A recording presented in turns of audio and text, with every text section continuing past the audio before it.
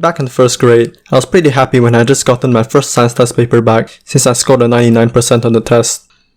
I was flipping through the paper to see which question I got wrong, and I eventually come across it.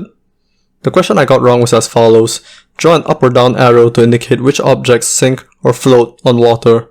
And the question had pictures of different objects with a small box on the side for you to draw an arrow pointing up or down to indicate whether the object floats or sinks in water. One of the objects shown was a wooden plank, so I drew an arrow pointing up to indicate that it floated on water because, obviously, wood floated on water, obviously. Well, apparently it was not so obvious because my teacher marked it as wrong, and when I asked her about it, thinking that she had made a mistake, she said it was not a mistake and that wood didn't float on water but instead sank in water.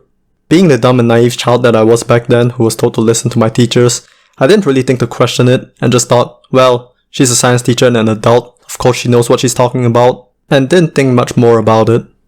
Later that night, as I was having dinner with my family, I brought up the topic about my test paper and told my dad, you know what I learned today? I learned that wood sank in water. My dad looks at me confused and says, what are you talking about? Wood floats on water. I then told my dad about the test paper and what my teachers said. My dad, still skeptical, asked to see my test paper, thinking that I misinterpreted the question. I hand my test paper over to him, and he looks it over. And without saying a single word, he hands me back the paper and says, I want to see your teacher tomorrow. The next day, he goes to argue with my teacher about wood floating on water, and for some reason, my teacher was really adamant about wood sinking in water. I really don't know why this is the hill that she chose to die on. Also, this argument lasted longer than it really should have.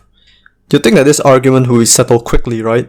Nope, this argument lasted 3 whole days. And during those 3 days, I had to go back and forth between them, passing along their arguments like a kid with parents who aren't on speaking terms with each other. One day, my teacher finally decides to settle the argument once and for all.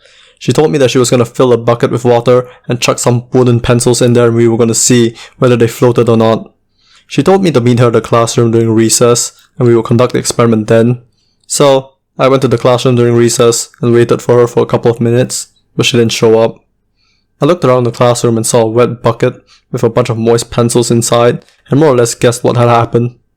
I guess she tried this experiment beforehand, and when the wooden pencil floated, she tried a bunch more other wooden pencils, trying to look for a wooden pencil that didn't sink, but ultimately didn't end up finding one. After spotting the bucket, I kinda figured there wasn't any reason to stick around any longer, and left after a good 10 minutes or so.